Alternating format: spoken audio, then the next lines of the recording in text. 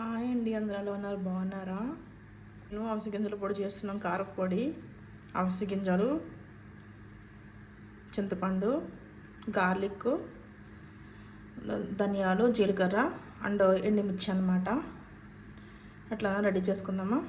First pan పెట్టుకున్నాను. ప్యాన్లో oil పోసుకుంటున్నాను కొంచెం లైట్గా. హీట్ ఎక్కిందండి. ధనియాలు, జీలకర్ర వేసుకుంటున్నాను. ఫస్ట్ బాగా వేపాలండి వీటిని.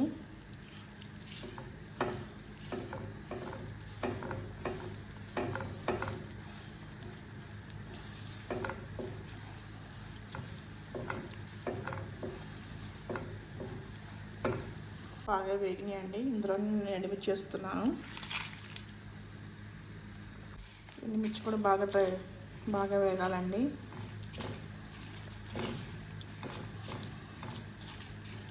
ఇదిగోండి బాగా వేగినాయి. ఒక ప్లేట్లో తీసుకుని చల్లారి పెట్టుకుందాం. దీంట్లోనే మళ్ళీ కొంచెం ఆయిల్ వేస్తున్నాను. పచ్చిస్ కూడా వేసి వేస్తున్నాను. ఇది మన చిట్టుపట అంటే వేగినట్టే తెలుస్తుంది.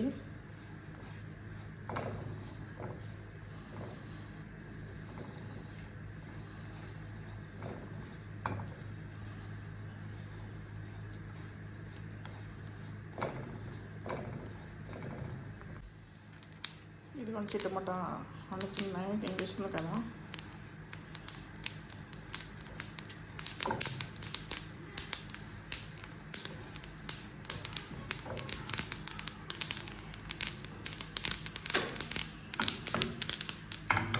ఇది కూడా అన్ని మిక్సీ జార్లు వేసుకున్నాను. తీసుకున్న చింతపండు, ఎల్లుల్లిపాయలు కూడా వేసుకుంటున్నాను.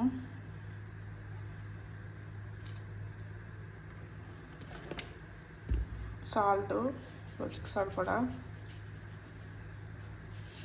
దీనికి మిక్సీ పట్టుకోవాలండి. ఇది మిక్సీ పట్టిన తర్వాత అంతేనండి, మన అవిసె గింజల కారపొడి రెడీ అయింది.